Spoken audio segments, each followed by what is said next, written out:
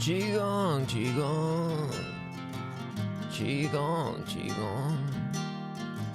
Practice moving life's energy.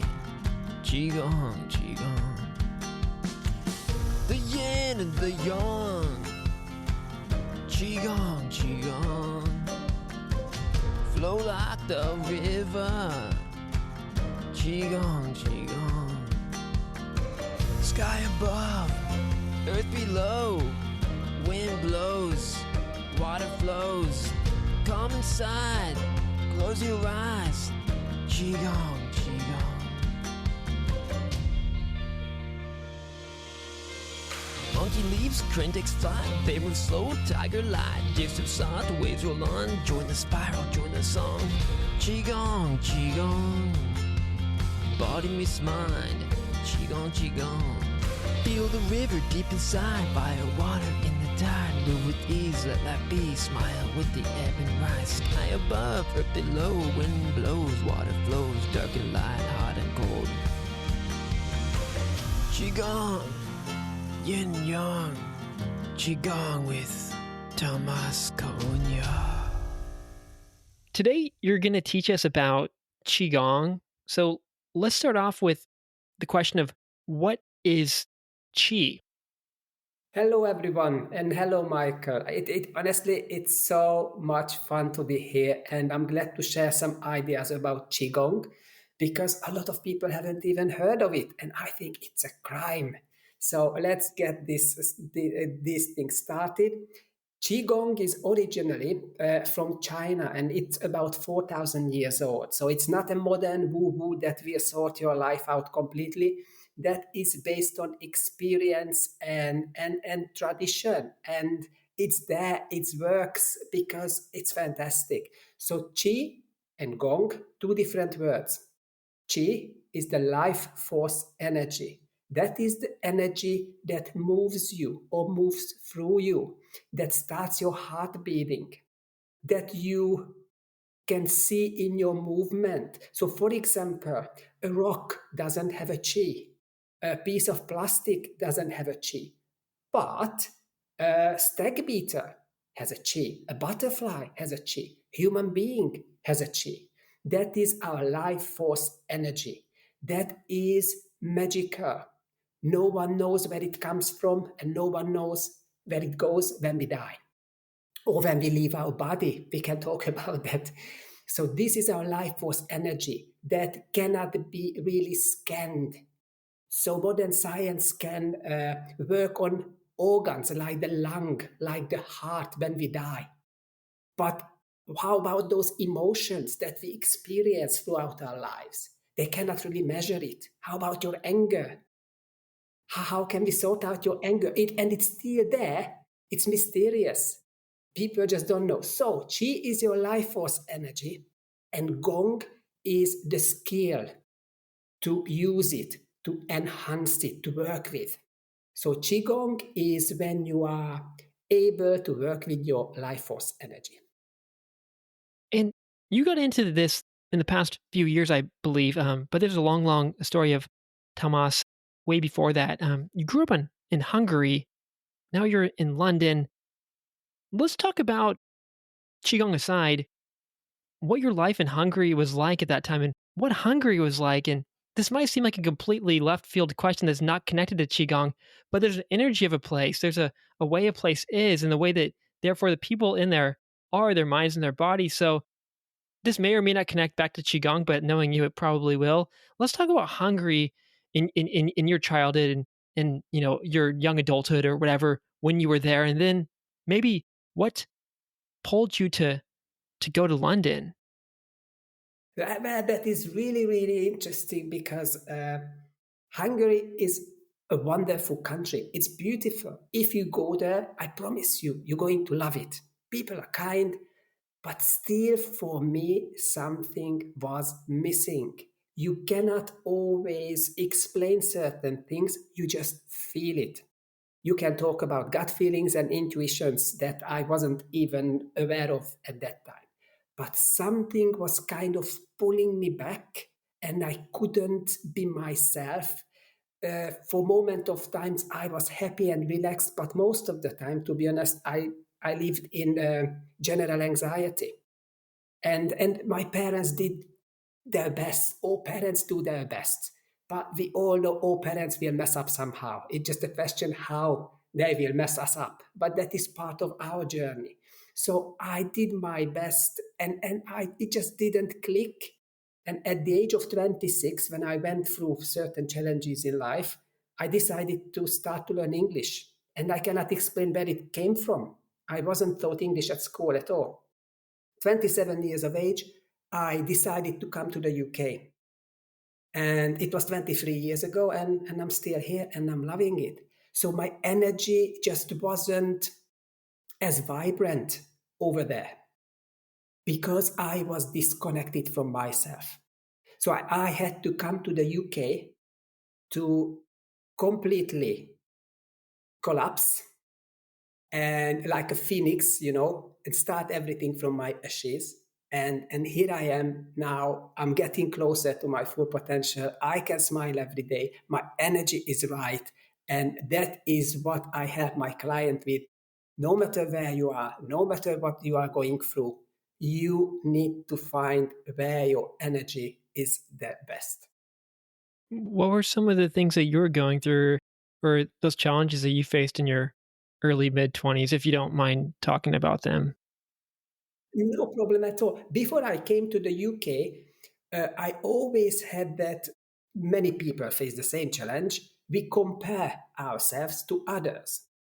And that all the time comparing ourselves is just questioning our importance in life. Why are we here on planet Earth? It just made things worse.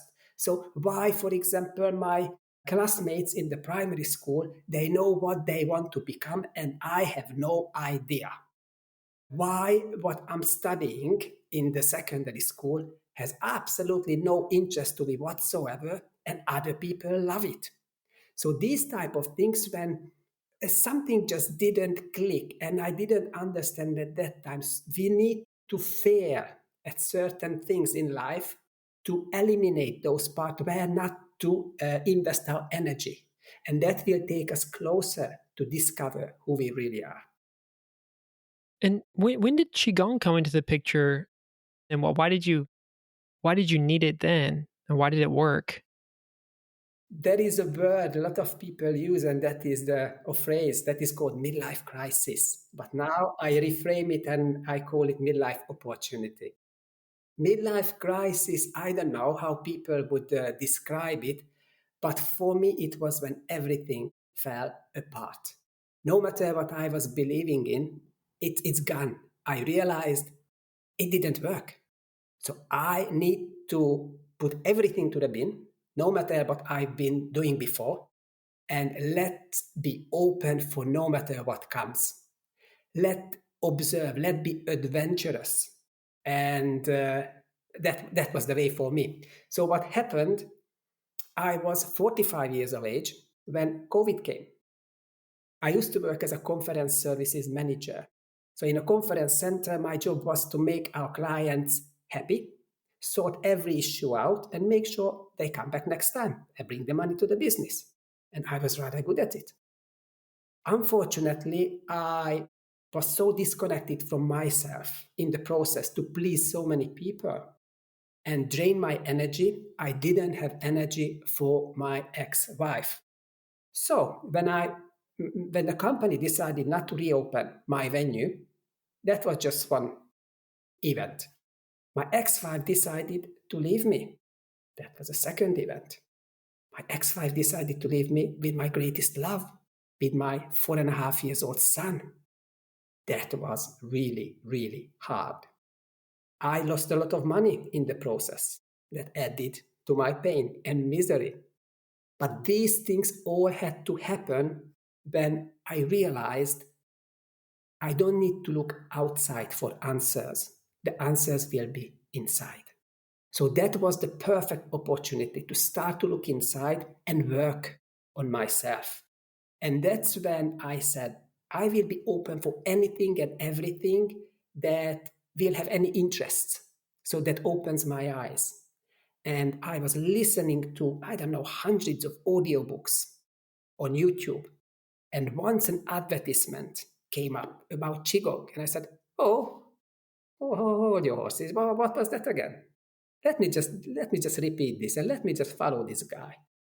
And I started my thirst about Qigong started to grow.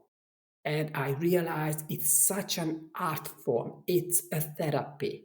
It's wisdom. It's a lifestyle. It's exercise. It's longevity. It's healing. It just absolutely still fascinates me. So I'm going to be 50 years old this Wednesday, and there is not a single day when I do not do or practice Qigong because I love it. Not because I have to, not because it looks good, not because I'm supposed to, because I'm inspired to, and I love it. Yeah, we did a lesson together a few weeks ago, and that was my first time to experience qigong, and I don't know how to describe it. It was an amazing feeling. There are a few firsts in my life that were unforgettable, and they like reshaped my perception, the way I see myself, the way I see the world, changing myself in so many different ways. Like I said, it's hard to describe, and I should just stop bumbling. But yeah, maybe like for example, the first time I went into a flotation sensory deprivation tank, that was like a wow moment, and I started laughing, and I was just smiling, and yeah, the first time and second time, and well, every time I took a psilocybin mushrooms, I also had this same kind of smile on my face and this wow every time I was uncovering something new. And maybe the first time you kiss, or there's all these firsts, and qigong was kind of one of these. But also, what I see all of these things have in common is it was this experience of feeling connected to something larger and being like, wow, I'm not just this alone pathetic little thing or whatever. I'm connected to all of this, and you felt immersed into it all, part of the whole, flowing like this river or something. I don't know, like it's really hard to explain, but that feeling of being part of it all, and seeing how the things connect is amazing. Is an amazing feeling, and qigong's a especially amazing one because you could just do it wherever, whenever. You don't need and it's legal, etc. What you said is wonderful because you were talking about connection, and that is what we all human beings craving for. But there are two different connections. You mentioned one connection to everything else around us. You can call it nature or invisible forces that created the universe. There is gravity as an invisible force. So, invisible forces direct our lives or determine our lives.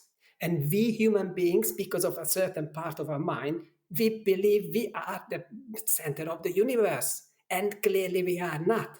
So the connections are you connect to the greater wholeness. And secondly, you reconnect with your true self. You don't always look outside for answers, but you slow down and start to look inside. How do I feel? Where do we have pain, stagnation, discomfort? We are so busy, we are completely disconnected from these subtle signals that would help us to create the best life we possibly can create. That self is it feels very simple, very, I mean, it's special, but it just feels this like it's this body in the earth. I don't know, there's something kind of sad about that. It's like when I'm doing qigong, or I don't want to compare it to psychedelics, but yeah, there's some similarities in some ways. You kind of do lose that ego, and some of those layers of identity fade away. But it's also like it's like this nice feeling of feeling like I'm not above all this. I'm just another being. But yeah, how did your identity change for yourself, and how would you describe this shift in the way you perceive yourself the more you do qigong? What are your thoughts? My thought is what I was craving all the time to get more connected with myself and others. I'm improving, definitely improving. I'm more connected to my gut feeling. I'm more connected to my intuition. And that is something it was unheard of for me till the age of 45.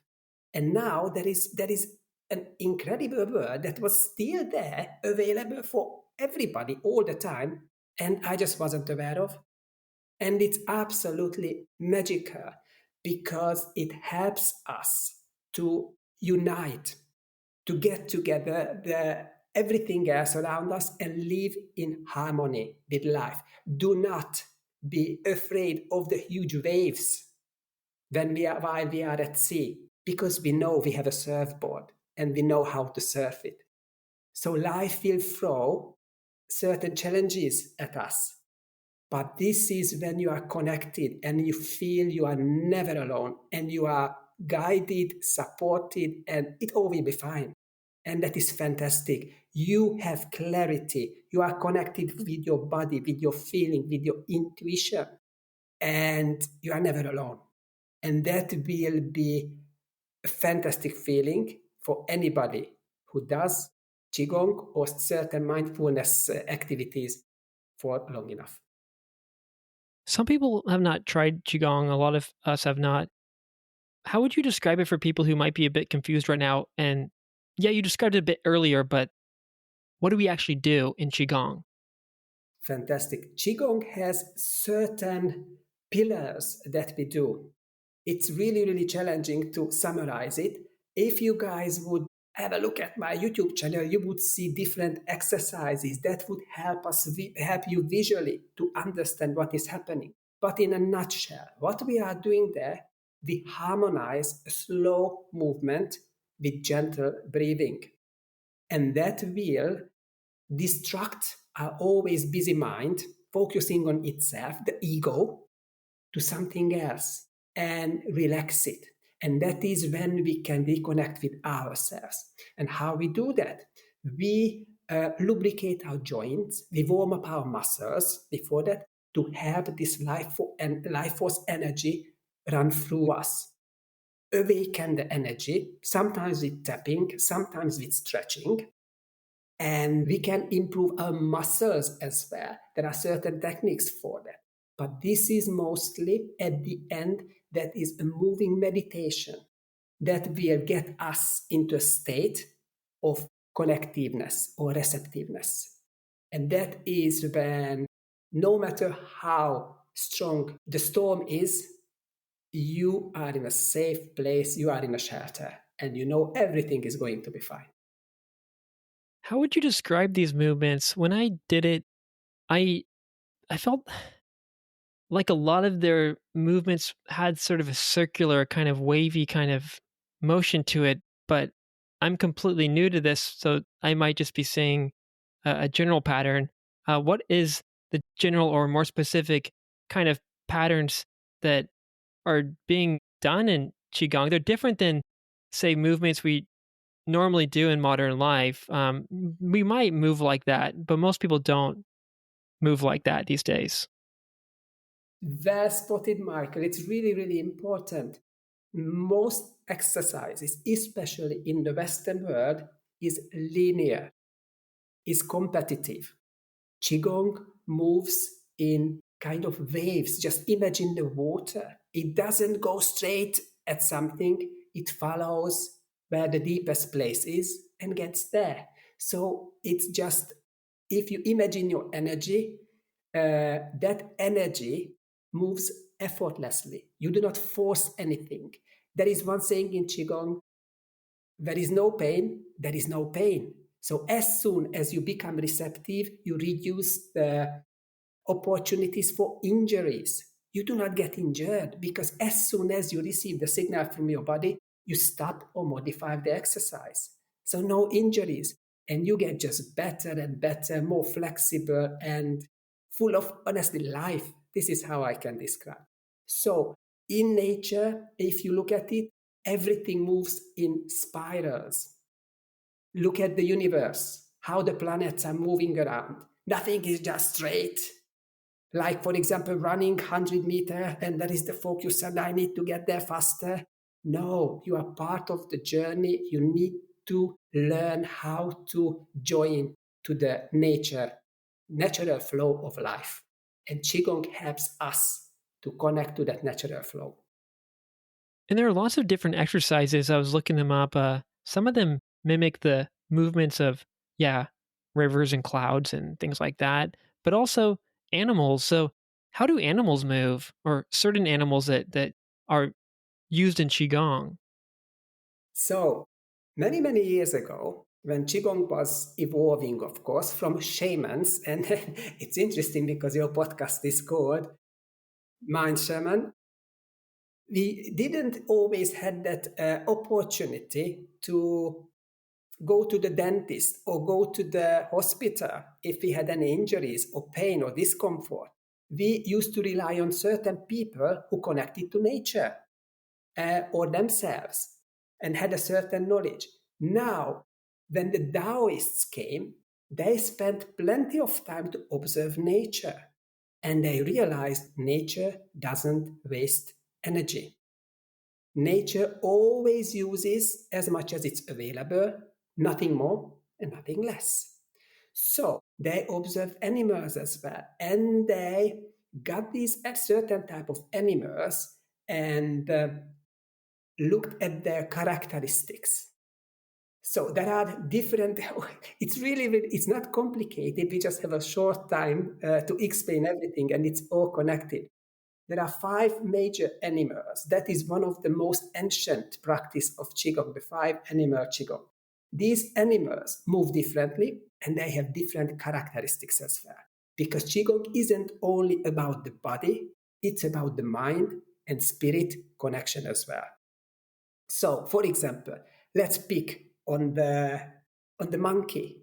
The monkey is the heart. The monkey is joyful, is playful. And we humans, we need to be connected to our heart and learn to become childlike again, to enjoy the journey, not to take ourselves too seriously, because it's boring. You get to the age of 70, you retired, you've got the money, but you cannot move your body, you cannot smile, you don't have real connections. So what's the point, really? So, monkey is fun, joy, and mischief. That is what we need. But we need, for example, the bird or the crane that is connected to our lung. And that is a different perspective. That is when we go above the everydays and we look for different opportunities or outcomes. That is more wisdom. That is more calm. And there is the bear that is connected, grounded, moving slow but still powerful. There is the tiger who can get extremely angry, agitated, but also get the nurturing mother tiger power that looks after the cubs. And we have the deer. The deer is the water element that is connected to the kidneys. And that is our natural energy, the flow. And do not get stuck in life, but move with joy and natural flow, like a river. Actually, speaking of river, when preparing for this episode, for whatever reason, I was listening to some music, and one song that came up was "Weightless" by Macaroni Union, and that song itself, maybe you don't know it, but people can watch it on YouTube or whatever, and it had this kind of flowy kind of sound to it. And then if you watch the music video, I'd never seen the music video. It's like these little UFOs or something above a body of water, and they're moving in the same pattern as the water. It's like this little natural dance of, I don't know, whatever these lights are above the water are.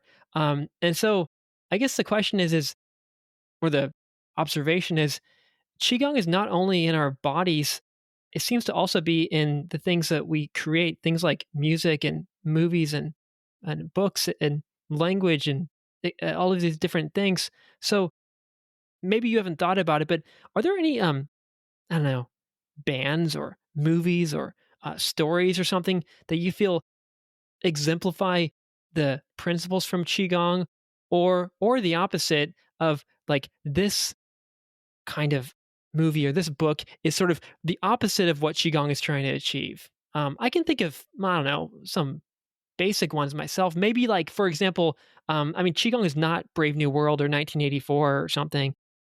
It could be something like Fight Club or avatar or something. I don't know, but what are some thoughts, if you have any yourself?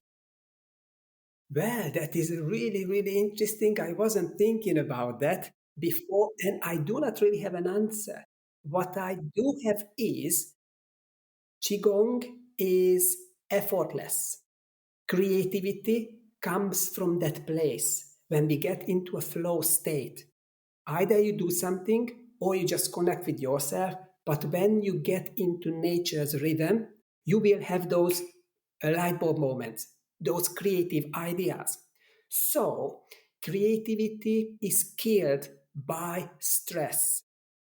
Qigong helps us to transform stress to vital energy and inner peace. And that is when we become more creative as well. Qigong is that music or movie that is absolutely different for everybody when you get to a different state of mind, when you are completely almost leave your body. I can tell you one thing that happened to me. I'm really sure many people can relate. When you were a child and you went to the cinema the first time and you saw something and you just opened your eyes, opened your mouth, and the world stopped. You became that experience, that movie. And 1.5 hours after, when they closed the curtains, you just said, "Oh my God, that was awesome."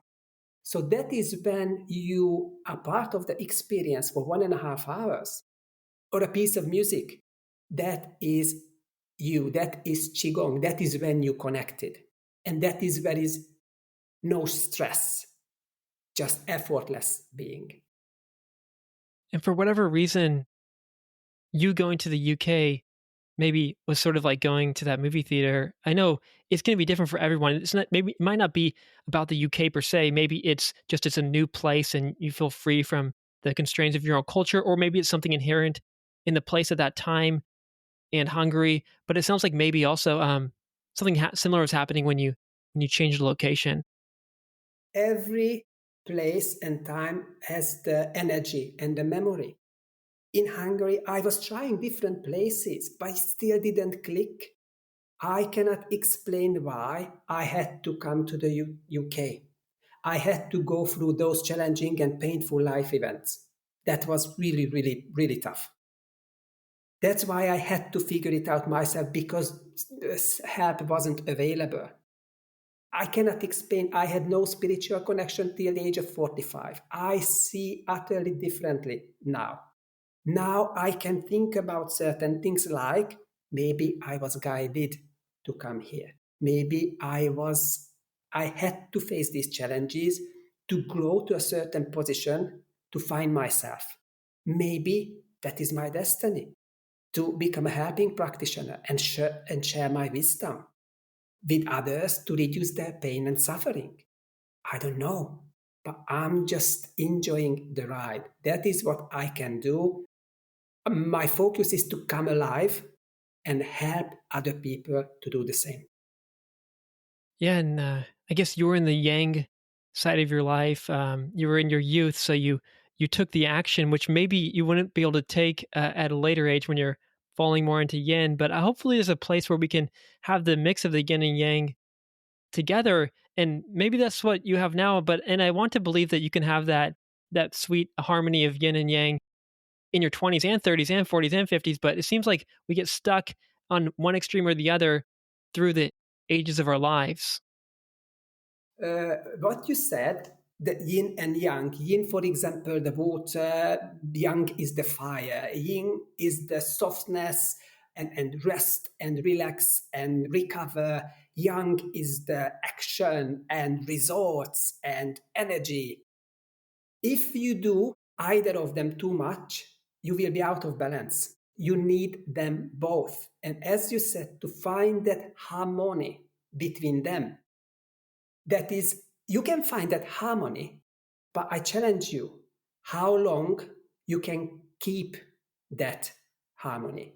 And that is what I was chasing, because I had too much yang, too much inertia, too much stress, too much discomfort, and never was peaceful.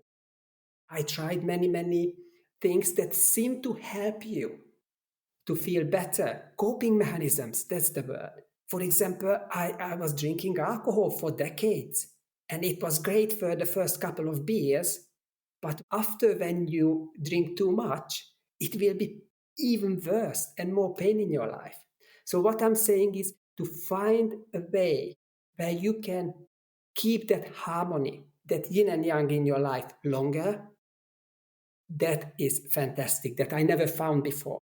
Now, Qigong for me is one of the tools that helps me to create that harmony longer. Wow.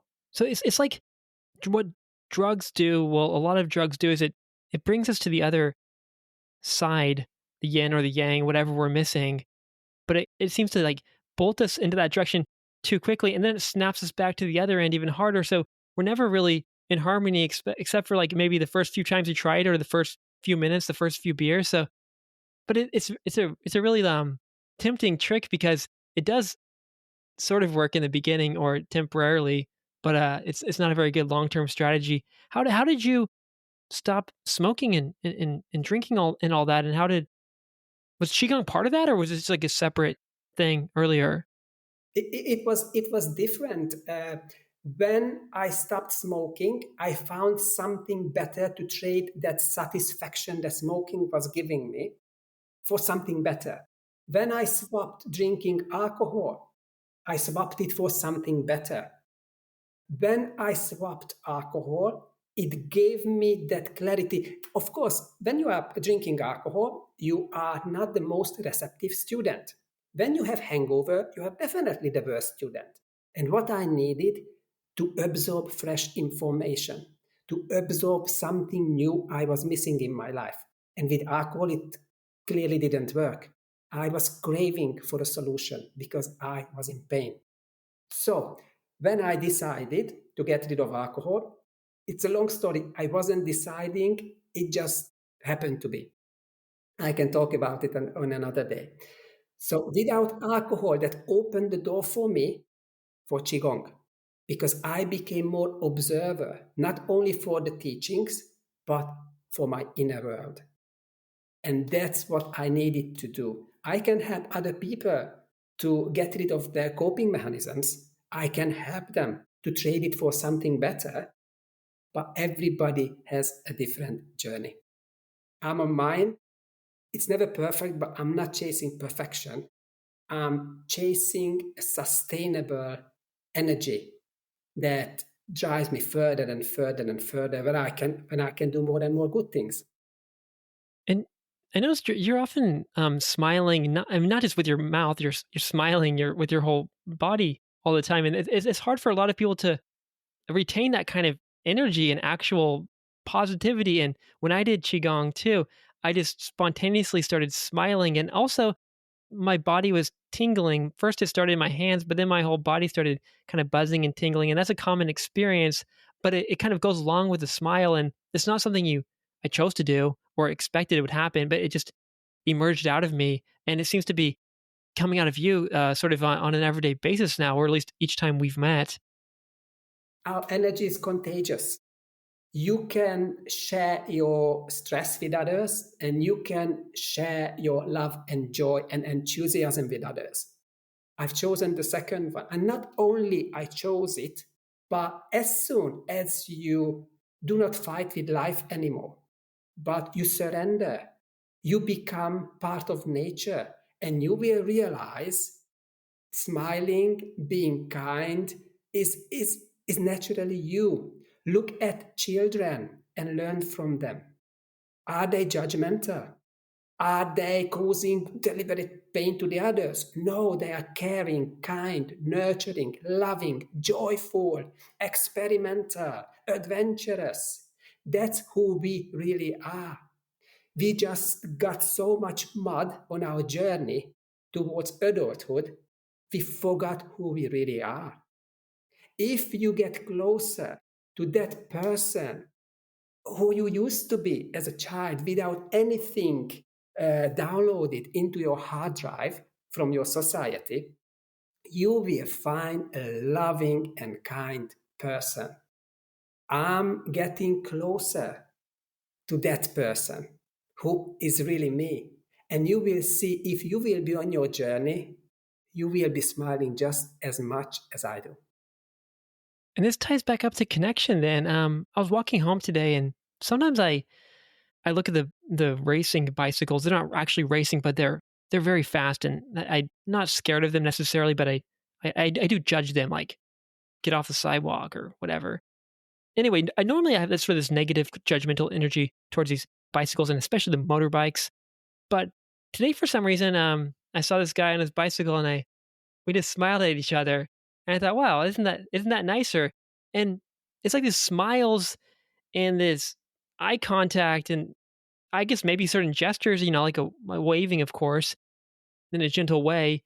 It's it's connecting us, not just in the word like, "Oh, we're connected." It feels like it's actually the energy is leaving my eyes and my body out of my mouth, and his energy is coming out. And like if you had some special goggles or something, there would be actual physical chi coming between us, not being all clogged up in myself. And so it's like, whoa, we're clogging up in ourselves so much when we're judging and when we're angry, which is I guess a kind of judging.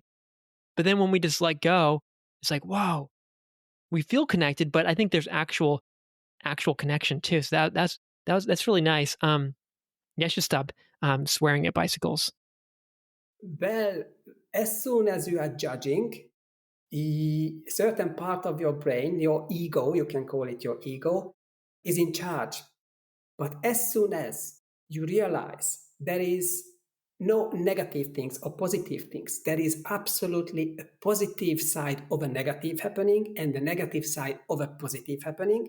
As soon as you realize you are no longer judgmental, you are in love because you accept things as they are. If you do not overreact things, oh my God, it's fascinating, it's fantastic, or do not judge it, really, oh, that is terrible, I'm going to hate it. But you accept things as they are, there is no inertia. You set yourself free, you become loving.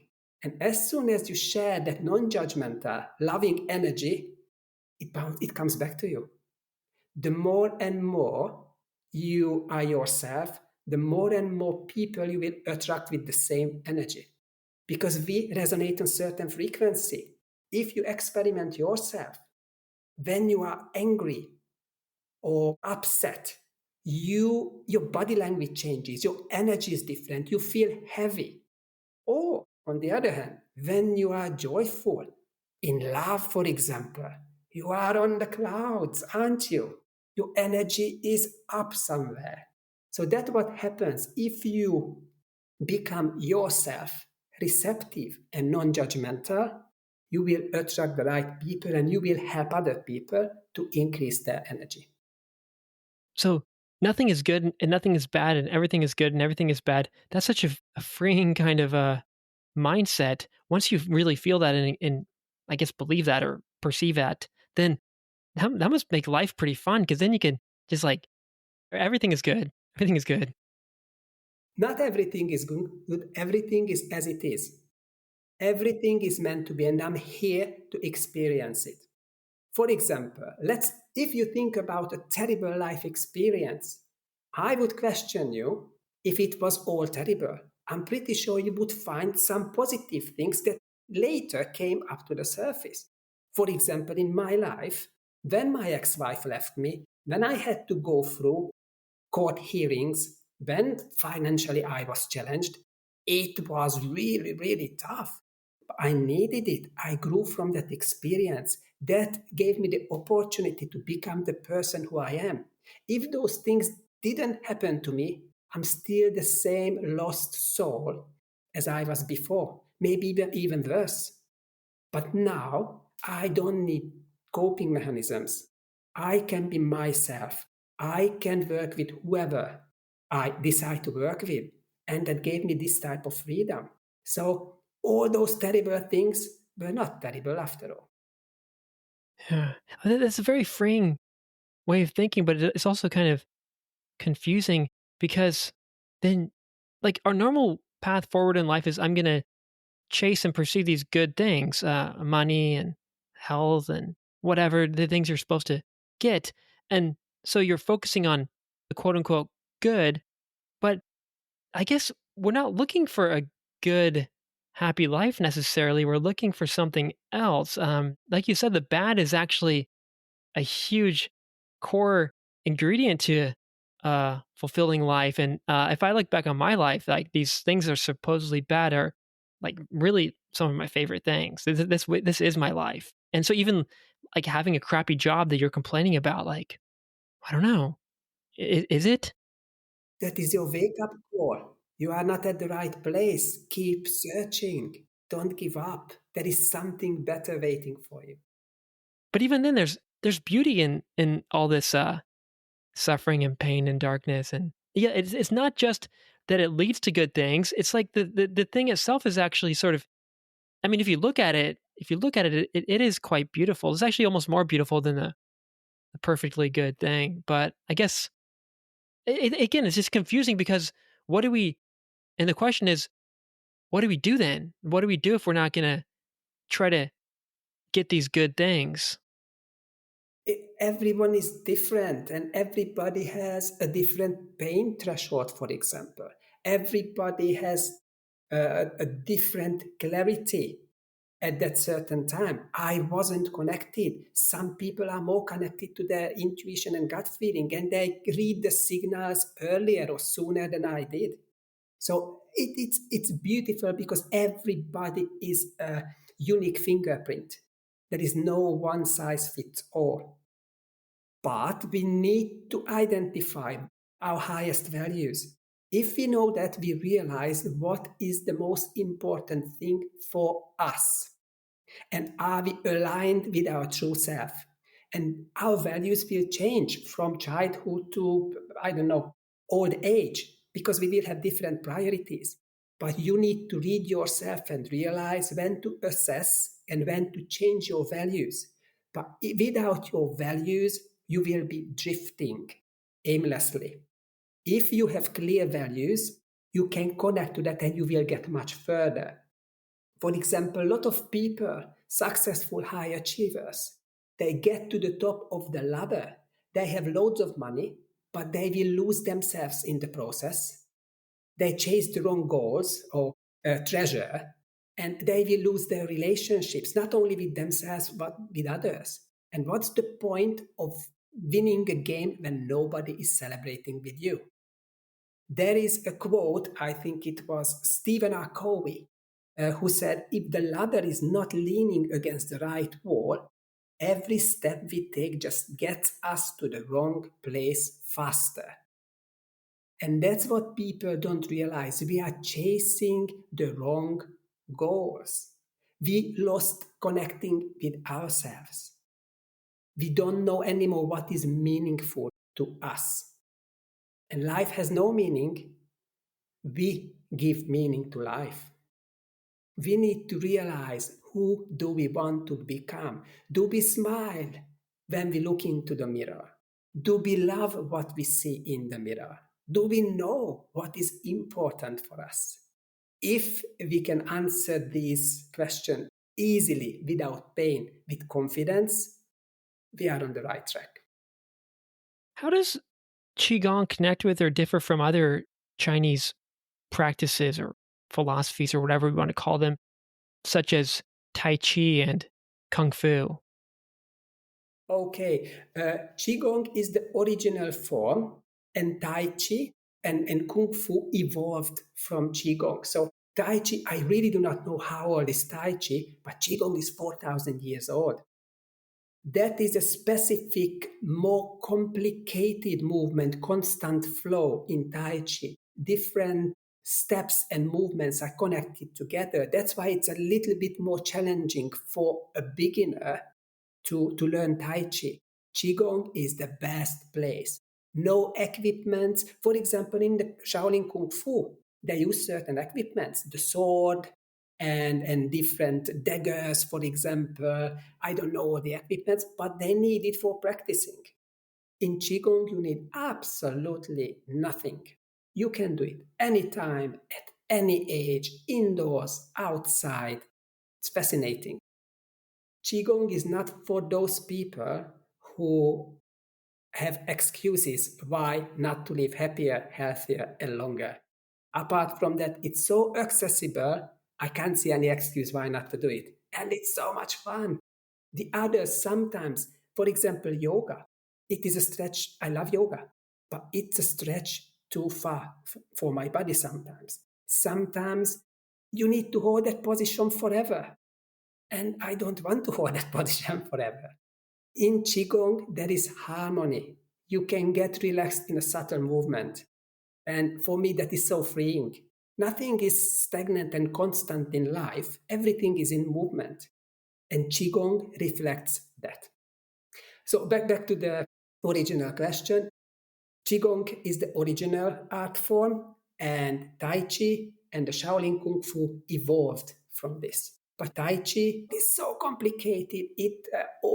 It's part of the traditional Chinese medicine, and it's not a simple movement, but that is a connection of different sets of movements.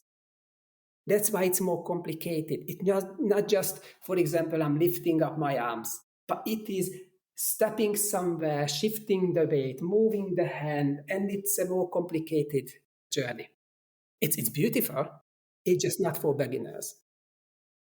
Yeah, like a very natural nature synchronized dance or something. I've been traditionally pretty bad at dancing. It's not that I've tried that hard, and whenever I go to a dance class or something, I just get annoyed because I can't keep up with the steps. Just as in a yoga class, I can't keep up with like stretch more, do this one. You're not doing it right, or doing it for a long time, or even another very easy exercise practice type thing that I started doing early on in this podcast a couple of years ago was something called Feldenkrais, and even that is very easy. You're literally just sitting still, making these super slow movements, but it drags on for like 20, 30 minutes, and like you feel like you can't just skip out. You got to complete the lesson. Qigong is the easiest, most effortless kind of movement or exercise or anything that I've ever tried. It sounds complicated. And Qigong, I don't know. I know Qigong, you're a Qigong master or something, but yeah, it's interesting how it's so easy, but it's so, the benefits or the effects are so powerful. So that's just like a perfect little package there. And I'm not trying to sell it, but it's amazing how the effort to reward ratio is just really, really good. It's really easy to demonstrate. You are a perfect example. You never done it before. We had, I don't know, roughly 30 minutes, 40 minutes intro class, and you can get a sense of it. We are talking about something that is here for 4,000 years with numerous wisdoms, with more than 3,000 different Qigong styles. So it's really can be complicated. But to experience the natural flow and feel good inside of your body is just so powerful. That's what we need because we are disconnected. We are so busy all the time, running, pushing, faster, stronger, and we just forgot the ability to slow down and observe and relax and be happy. How does Qi connect to or relate to yin and yang? Are yin and yang types of Qi? What are the different types of energy that we're working with during Qigong? I'm just trying to get these vocabulary terms straight. Basically, you have one energy, but they give you different frequencies. As I mentioned, you have, for example, the yang, that is the power, and there is the yin, that is the calm, the relaxation. But you need both of them in life. And you want to create that harmony that you need adapting to the certain situation. So that is the same energy moving through you, but you just basically circulate the yin and the yang inside of you. And if you think about that, the yang is going upwards and the yin is going downwards. For example, yin is Mother Earth. You are connected. It's a power that's coming, the esoteric energy that is coming through. We just don't know how to connect to it. but we can learn and improve. On the other hand, there is the universal energy above, Father Sky, that is coming from above. So if we are in between, we can receive both of these energies. And our body is a transmitter. Energy coming through us from the top, energy is absorbed from the Mother Earth as well. We just do not focus on it. We are focusing on chasing the wrong goals. As soon as we switch off and become more receptive, we will enjoy and absolutely love this beautiful energy that keeps us alive. It's starting to make sense why we move slowly in Qigong too then.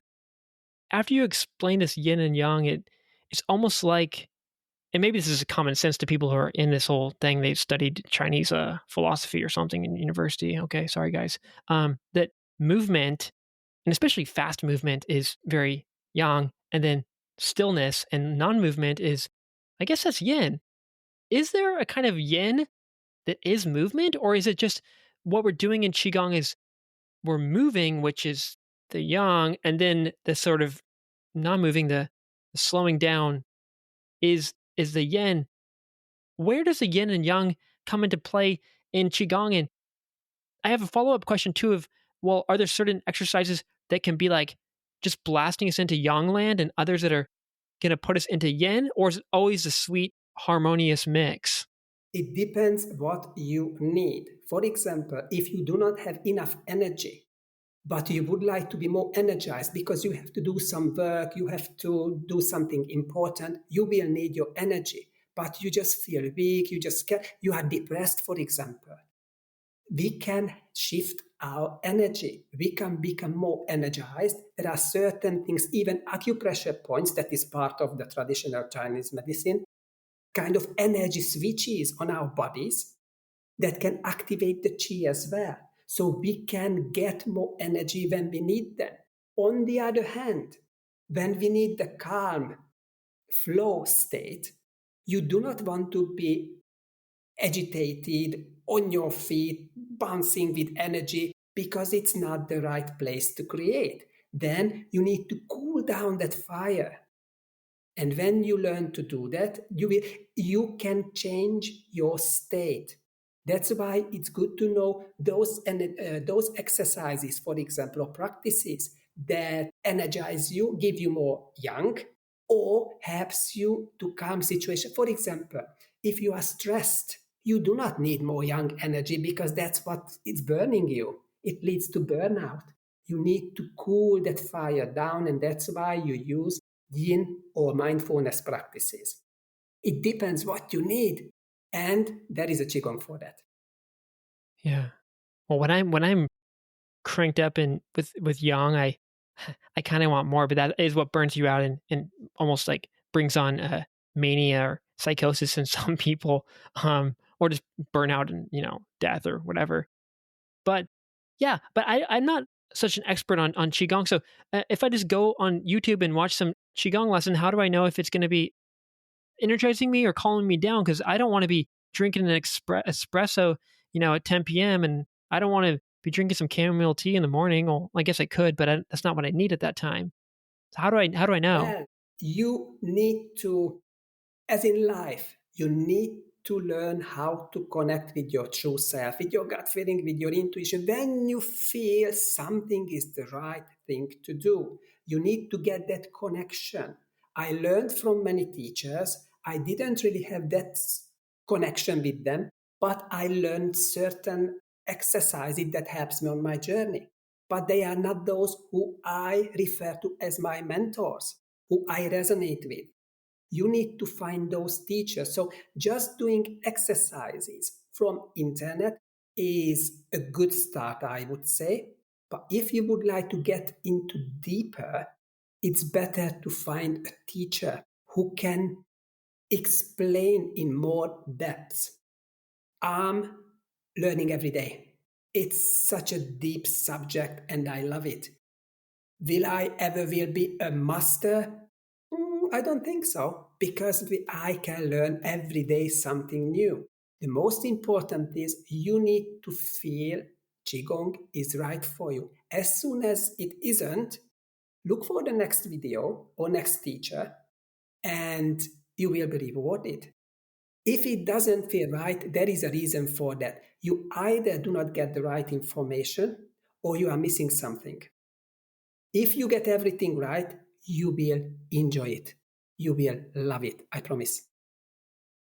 After doing the online live lesson with you, I did watch some YouTube videos.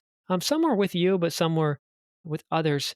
And although the effect was quite powerful still, it wasn't the same as the time I did it with you. I'm wondering if that was because it was my first time or it's because we are actually connected in some way. And then it makes me think it might even be better to do it in person. That might also change things. But yeah, what are your thoughts on the medium, whether it's just a recorded video versus a live online lesson versus a one in person? The key is, as I look at it or as I see it, is the course correction. When you do it alone, nobody, if you do follow an online exercise or video, nobody will correct you. If nobody will correct you, there is a chance you will learn the wrong way, where the energy won't flow as effectively. On the other hand, when you work with somebody who spots certain signals why you do not do it the right way and corrects you straight away at the beginning, now you create a base, a stronger base, and you can build a taller tower on it. So that is it. When we were working together, even though I love my Qigong exercise, but it's not the time for me to fully enjoy. I have a responsibility to look at you and pass on the best information I have to you, to my client. And I was watching you all the time. And do you remember? Sometimes I said, now you just try to lift your arms a bit more up, or just try to be more relaxed when you swing onto the side. These course corrections help you to get the chi flowing more naturally and for you to have a much better experience. Yeah, but you were nice. There was one movement, although I explained Qigong as being very simple and easy, there was one time where I was like kind of swinging my arms and whacking the sides of my shoulders and things, and I was doing it, I guess, wrong, and you were correcting me. But then I still wasn't getting it, and then you just kind of let it go and moved on to the next one. And that was sort of nice that you didn't keep pushing me. No, it's not about that. In Qigong, as I mentioned, there is no pain. I'm not here to force you. It's a stretch, not a stress.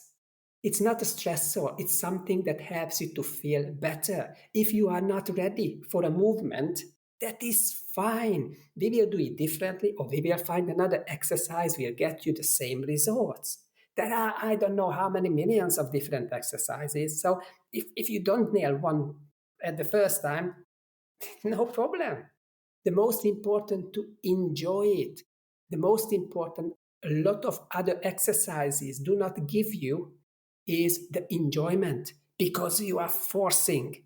You are kind of a little bit putting too much pressure onto your body. In Qigong, you give the best to your body, what it deserves. This is kind of a joke. I'm just setting you up because I like when you say this. But what are some of the side effects of qigong? It's a good one. I've heard it from one of my mentors that Qigong has many side effects. Fortunately, they are all positive. What he's meaning by that, if you would like to reduce your stress and you do some exercises that helps you, in the meantime, you don't realize, but you lower your blood pressure, you slow down your breathing, you clear your blood basically, you will help your internal organs to have a breather and work better and get in more harmony. There are so many positive side effects that you do not even realize. So you do Qigong for one reason and you will become more flexible. You will move more freely. You will smile more. So there are so many positive side effects. Guys, if you haven't tried it before, just give it a go. If it's not for you, that's fine. But try it, because there is a chance you are missing out. You're in the UK and you've been there for a while now. What are some of the problems or challenges that you've noticed? And maybe it's common sense, maybe it's all over the news, perhaps. Some of the problems or challenges for people in the UK right now, and how might qigong help with some of those? Well, I do not watch much telly, so if you're asking about the news, I cannot help you out. On the other hand, I watch people. And not only here in the UK, but all over the world. So it was back in Hungary and everywhere else. People are stressing too much unnecessarily. We stress too much and we do not enjoy our life as we should. We do not know who we are. We do not know what makes us feel happy without the negative side effects. We cannot maintain our happiness. We cannot share our happiness with others. I think the greatest thing, that disconnection and the too much stress, that is a global issue. And if I can help a few people to change that in their world, that will affect many, many different worlds around them. So I think Qigong is one of the great ways. I'm a coach as well. I help people to look forward. I can help them with therapy that is looking backwards to find the patterns. What are the obstacles they are having right now? But Qigong is what glues everything together. The past, the future, the present moment, and enjoy the present, look for the future, and forgive your past and let go and use it as a best support.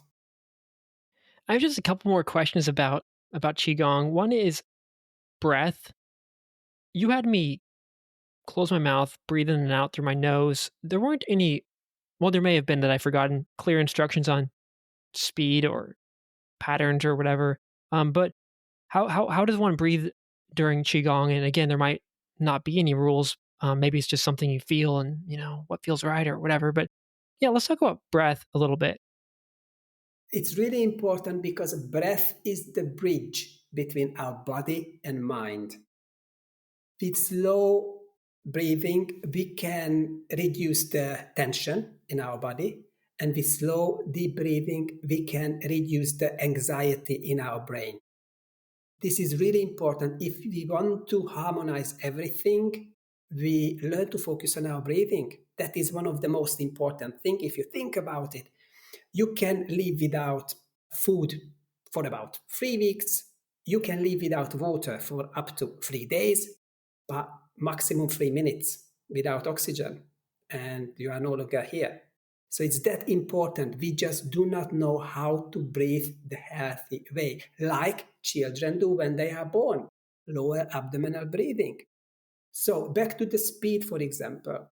Speed is not always as important because we are different individuals. If you think about a smoker who have smaller lung capacity, or somebody after coming out from the hospital won't be able to breathe that deeply and that long as I do, who practice Qigong every day. Everybody needs to feel what is right for them. That's why Qigong is so supportive. It supports your growth, your improvement. No matter where you are, there is a Qigong for you. If you are in bed, there is a Qigong for you. If you are sitting, you cannot stand up, there is a Qigong for you. If you are active, there is a Qigong for you. So back to the breathing. Not many people know, or we are not taught, breathing through our nose is so much more effective and good for our body. For example, if we breathe through the mouth, that creates anxiety and tension. If we breathe through our nose, that sends calming signal to the brain, firstly. Secondly, it has a filter, those hairs, that filters from anything in the air that we do not want to get into our lungs. And it gives, as far as I know, 20% more oxygen to our lungs compared to when we breathe through our mouth. So breathing through our nose is important, extremely important. Sometimes when we want to let things go, we then use our mouth to breathe out. That is if you think about laughing, crying, you use your mouth and you just get rid of a lot of energy because that would build up in you. But in general, breathe in through the nose, breathe out through the nose, unless there is other requirement for a specific exercise. But most of the time, breathe in through the nose, breathe out through the nose. Have you played around with your senses with this? Say, vision, eyes open versus eyes closed, maybe looking at something like you're watching some trippy natural movements of water while you're doing it, or with your ears, silence versus music or certain kinds of music, or maybe you took it further and you combine it with taste or smell, or I know touch is sometimes part of it. You're touching parts of your body, but yeah, have you played around with the some of your senses with this? And if you did, what are some things you discovered, at least for yourself? It's really important, and thank you very much for bringing it up. I wasn't thinking about it, but I was reading my notes the other day, and from one of my master, the instruction says, or the teaching says, you do not practice Qigong while listening to a music with lyrics in it, or having a flute as a musical instrument in it. I don't know the reason. Maybe it gets too much agitation to the brain. I don't know. The second, what you mentioned, so you can listen to any music that helps you to switch off. I don't know if it's, I don't know, heavy metal for someone. I don't think that is the right type of music to get you into, a receptive state. On the other hand, the vision, if you think about that, our five senses were designed to keep us alive. Our eyes are the most evolved. Our ear is okay, but we need to know what is poisonous. That's why, the taste. And evolutionary, we need to stay alive. That is the most important. But a certain part of our brain doesn't know what keeps us alive in 20 years' time. What it says so far, that beer gave you satisfaction and you are not dead, so let's have more beer. But certain part of our body needs to look further. And that's why if we are hijacked by our senses like our eyes, we cannot really connect inside. These are the danger receptors. And if you are kind of looking for danger, you cannot relax. So what I found, many exercises work best if you have a good balance by the time and you can close your eyes and relax into the movement. That is the best. When you keep your eyes open, that is fine as well, but make sure you do not really search with your eyes everywhere, but get a spot somewhere and try to not focus on it, but kind of keep your eyes to that direction, but do not really focus on anything. So you're not watching, you are just keep your eyes open and looking to the same distance. You don't change your head or anything, and you will become into a meditative mode. If you are looking at something, your brain will identify things and label things. That's a telly, that's a bed, that's a pot of plant. Now you are not relaxing, you are analyzing. If you want to relax, either you just gaze somewhere or try to close your eyes. That's what helps for me. This might also explain the difference in the effects or the experience of when you're watching it on YouTube. Basically, you're staring at the screen while you're doing Qigong, which is sort of contradictory. Whereas if you're doing it in person, you can, be there with that beautiful person there with you. And there is an important thing you mentioned. I tapped into it. It's a non-competitive exercise. If there is a larger class, many people are there, nobody is worrying about what the other people are thinking about them because everybody is busy looking inside and moving that way that gives them the best outcome. So that's why it's wonderful. If you learn not to look out, you will tune in and you will enjoy the ride. Do you have any favorite exercises or even just favorite names of exercises? Favorite names, yes. Favorite exercises, honestly, plenty. maybe the exercise that I practice the most is the knocking on the door of life. By the way, door of life is an acupuncture point. I love the picking cherries. Monkey picks the fruit. That is a fantastic exercise that twists the body and reaching out. It's a lot of fun. Dragon stretches its tail.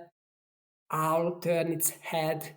Absolutely, plenty of different exercises using either animals or a certain movement or nature. It's fascinating. A lot of fun.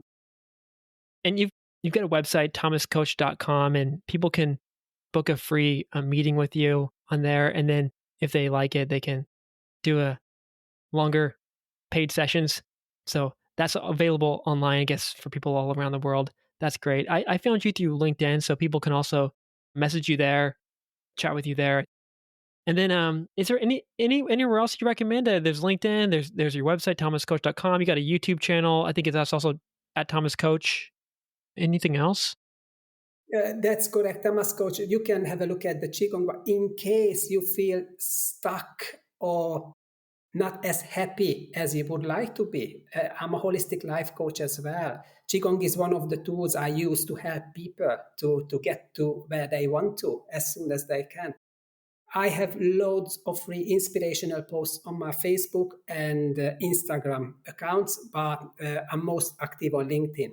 The Facebook is Tamas Konya and the Instagram is at Tamas Coach. I think that is the same as the YouTube channel. So guys, I'm more than happy to chat. If you have any questions, I'm happy to answer those.